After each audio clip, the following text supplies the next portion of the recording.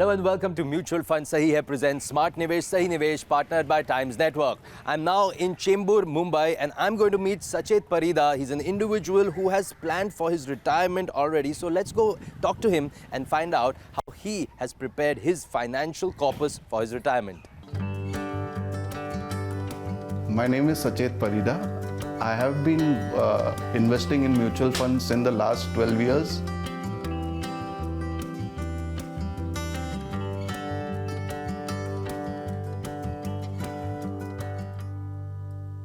Hi Sachet, thank you for meeting us. Tell me a little bit about yourself first.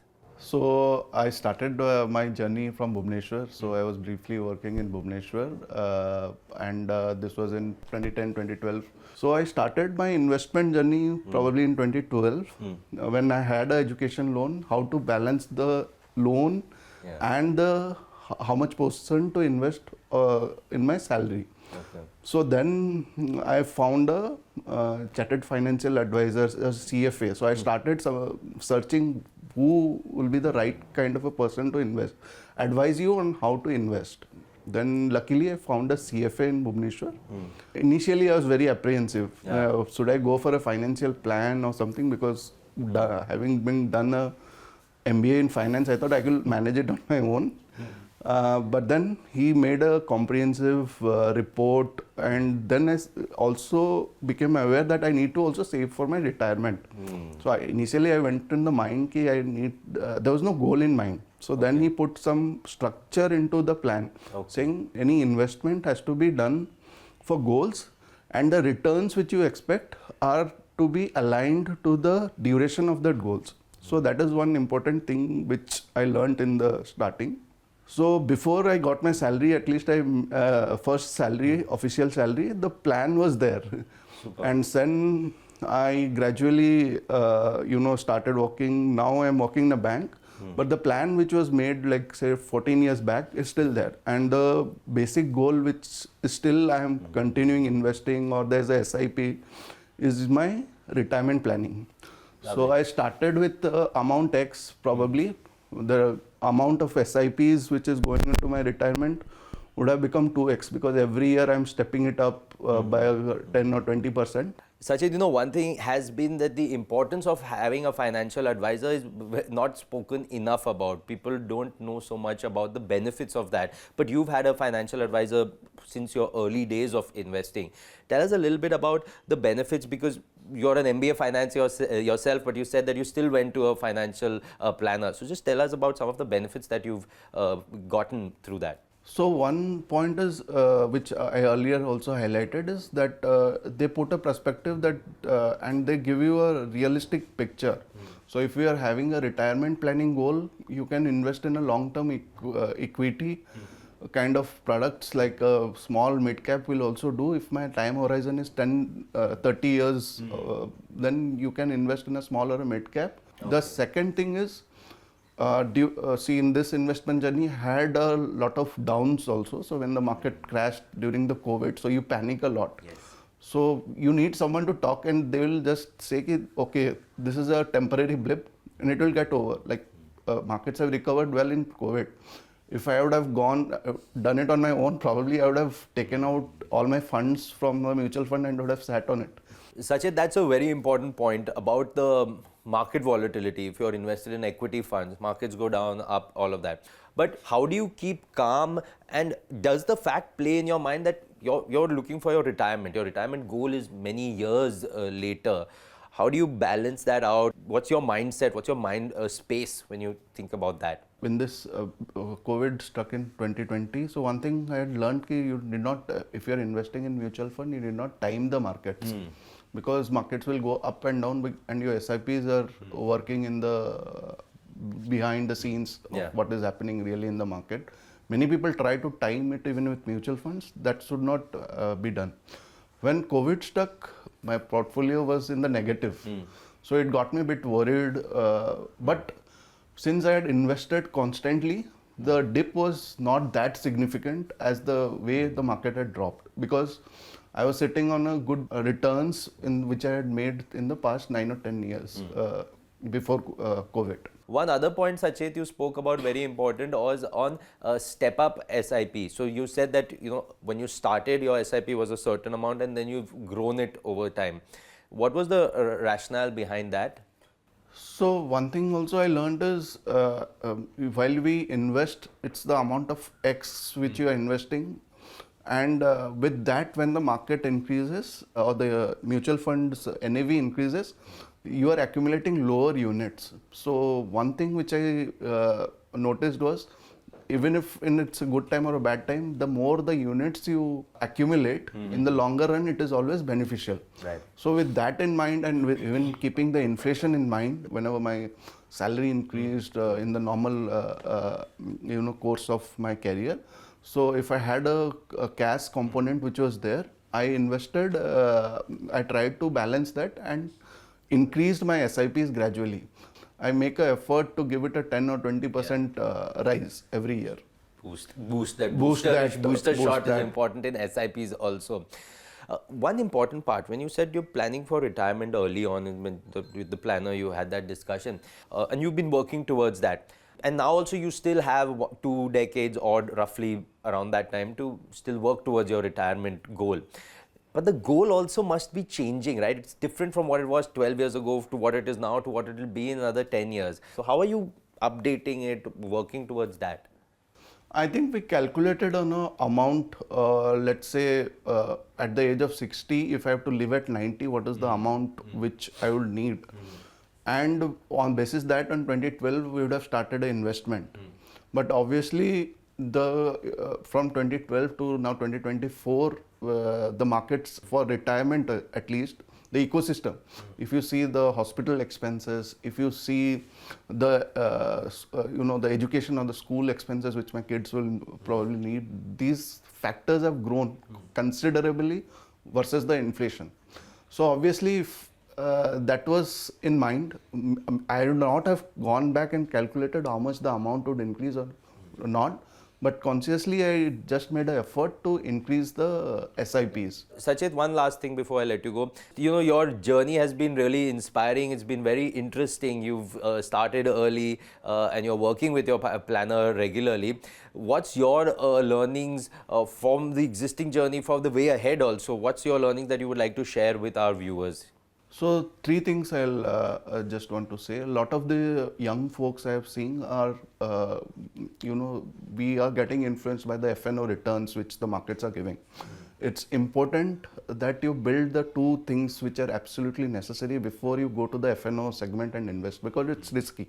That is, you build your retirement kitty first, then you have your emergency fund also, which is very important, and people need to keep, at least if you're working in a private sector kind of a thing, at least have a 6 months of your salary as a kitty which is backed up by mutual fund debts or a balanced fund at least, and then you put some of your money in the retirement. So once you have a amount which is there to back up your retirement, the second important thing which I generally advise people is to invest via goals.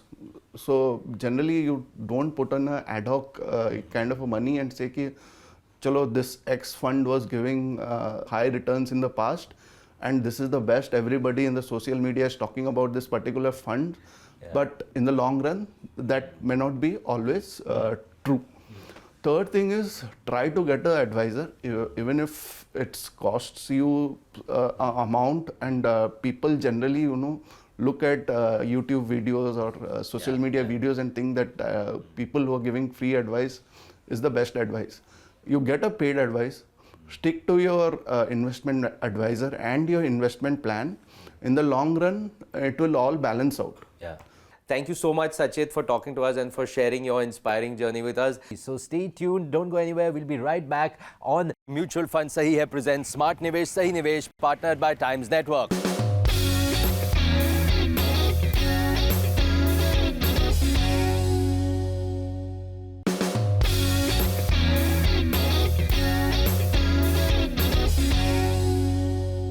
Welcome back to Mutual Funds Sahi Hai presents Smart Nivesh, Sahi Nivesh, partnered by Times Network. And today on this very special episode, as part of our SIP Heroes series, I'm in conversation with Vishal Jain. He's the CEO of Zerodha Fund House. And Vishal and me today are going to talk about a very important topic, that is, kya mutual funds sahi hai for retirement planning? How do you plan for that? Because in fact, Vishal, it said that retirement is the only goal that you can not get a loan for. You'll get a loan for a house, for a car, for education, for vacation, for a phone, but you won't get it for retirement. So how do you address that, and how do you explain the importance of retirement planning? So I think one of the most important things to understand is the time value of money, right? The earlier you start investing, the earlier you're able to, build your nest egg. I mean, look at any of the largest investors in the world. Okay, we can start off with a popular guy like, say, Warren Buffett. The first thing that he says is that, look, I started investing when I was 11 years old, right? And it's the sheer length of time which has helped him be where he is, in the investment world. And I think that's very important. We need to understand that the longer you are there in the market, the more your money keeps working for you, right? So that's the first important thing that one needs to remember. The second thing is that the longer you are there in the market, the more disciplined you'll end up becoming, right? Because of the fact that you keep investing over a different period of time, and your portfolio is able to weather the vagaries of the market. So a person who's starting at the age of 25 versus, say, a person who's starting at the age of 40, right? A person who's starting at the age of 25, in about 10-15 years, he's able to build a corpus. His portfolio has gone through many ups and downs. He's become an experienced investor, and he's able to understand his needs, goals, and financial requirements, right? And it gives you that much more time to be able to position your portfolio. Whereas if you start at the age of 40, you may end up being a little reckless because you have a shorter period of time to be able to build that corpus that is there. So extremely important for any individual to start early in life. When you use the word early, I'll take it on another angle. But what I mean is, you're talking about, start investing early. But nowadays what happens is, a lot of people are saying, let's retire early. So again, the period of where the income is, people would like to curtail it, curb it. Your thoughts? Early retirement is very cool nowadays to say FIRE, which is financially independent, retire early. Is it possible for working professionals today? How should they go about it if they want to? What are your thoughts? No, so definitely it is. I mean, look at it intuitively, Sumit. I'm extremely happy that today individuals and your economy has reached a stage where people are able to think 15 years, 20 years down the line, and your economy has reached that level of stability. So it's heartening to know that people are thinking about that. Becoming financially independent, it's a very natural thing for somebody to think of, and therefore you would possibly need to give up a lot of things that maybe you like in terms of lifestyle and things like that, and therefore be disciplined, be frugal about things, and being able to save more so that you're able to enjoy the latter part of your life. Vishal, when we talk about retirement planning, there are a lot of products that are available in the market. So in that whole spectrum of products, the role of mutual funds for this, because let's assume retirement, we're talking long term, not about someone who's decided to do it at 55 and retiring at 60, but someone, maybe they're in their 20s, 30s, who are looking to retire after the 60s. Your take on the role of mutual funds in long-term retirement planning? Right. So there are, I think, 2-3 ways to look at it, Sumit. One is that you keep building your portfolio the way you want to, whether it may be researching stocks, going and buying equity stocks, and then being exposed to the vagaries of the market. But if you're an individual who's working, I don't know how much time you would have to keep looking at your portfolio all the time, and therefore it makes sense to give your money to a professional manager, right? And therefore I think that's where mutual funds come in. Buying stocks on the equity side, or if you're doing debt, or if you're doing fixed deposits, then you're exposed to a bank. The biggest benefit of a mutual fund is that you get diversification, right? So whether it's an equity scheme, whether it's a debt scheme, you are getting exposed to a diversified basket versus you going and picking up those stocks that are there in the market. So basically you're using the professional management, expertise of a mutual fund, and I think that is what you get on the table. Second big benefit is the fact that you have a variety of schemes that are there. So on the equity side, you have large cap schemes, mid cap schemes, small cap schemes, you have flexi cap, multi cap. On the debt side, you have products of different maturities.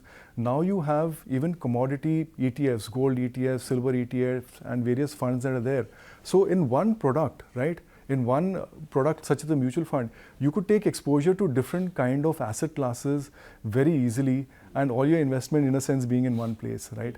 And therefore, I think that it's a very important product for people to have. Also, not forgetting that, remember, it's a regulated product, right? Yeah. And therefore, in terms of transparency, in terms of regulation, I mean, they're far more transparent in terms of disclosures that are there. Also, over the years, I think they've become much easier to invest. And if you look at it, the industry is now moving towards much smaller SIPs as well, right? So the industry is now talking about doing SIPs of 250 rupees, and therefore, any investor can start off today even with just small amounts and can invest in, say, the India growth story or something with just 250 rupees as well. Yeah. One concern, Vishal, we hear from a lot of people is that, volatility बहुत है equity में, specifically equity में there's a lot of volatility. So how do we, even if you're planning for your retirement, you want stability, but there is volatility. How do you manage that? What's your take? Again, not an easy question, Sumit, for anyone to answer, but when you're getting into the markets, you have to remember that the only thing certain in the markets is uncertainty, right? The only way to protect your portfolio is, I would say, the 2 Ds. One is discipline and diversification, right? And these 2 Ds, if you're able to implement, it'll solve a lot of issues such as volatility in the markets that are there. One thing, discipline. Keep investing at different points of time in the market, preferably through an SIP route, because that then is not exposing you to one point of time in the market, and that you're making investments over a period of time. The second thing is diversification, and I don't mean diversification within an asset class.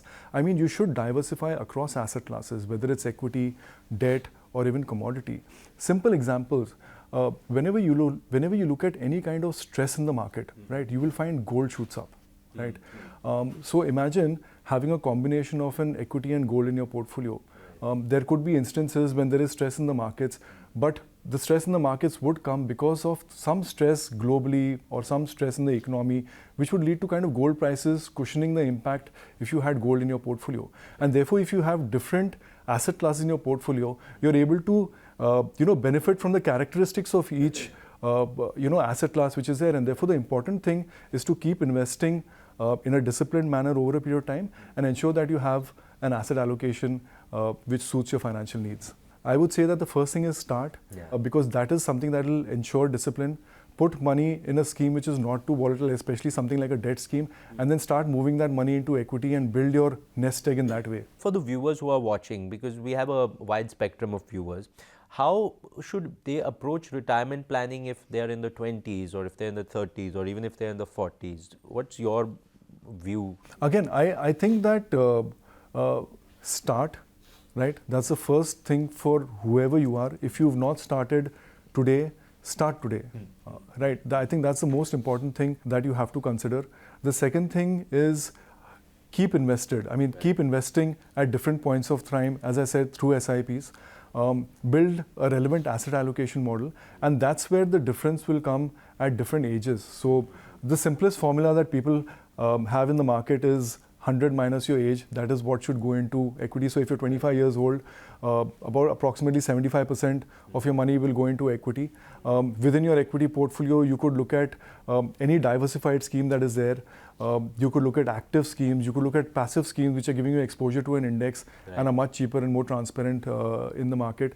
Out of the 25% that is left, you could look at taking exposure maybe 10-15% to a gold asset class and the rest to a debt asset class. Is something that I can think you can kind of start off with. But obviously you should speak to a financial advisor who will look at your needs and your goals and your risk-taking ability to be able to give you that exact number. As you move ahead in age, obviously you have to keep reducing the risk component of your portfolio, right? So the difference between somebody who's 25 versus somebody who's say 50, 60 years old, a person who's 50, 60 years old would obviously have a lesser equity component than what you would have when you're 25. So I think that's the only difference in terms of ages. As you grow older, you have to reduce the risk in your portfolio. That's all. Fantastic. So the main first step is start. Just get going. Don't just think about it, do it. Do it. Thank you, Vishal. It was an absolute pleasure talking to you on Mutual Fund Sahi Hai presents Smart Nivesh, Sahi Nivesh, partnered by Times Network. Thank you so much for watching.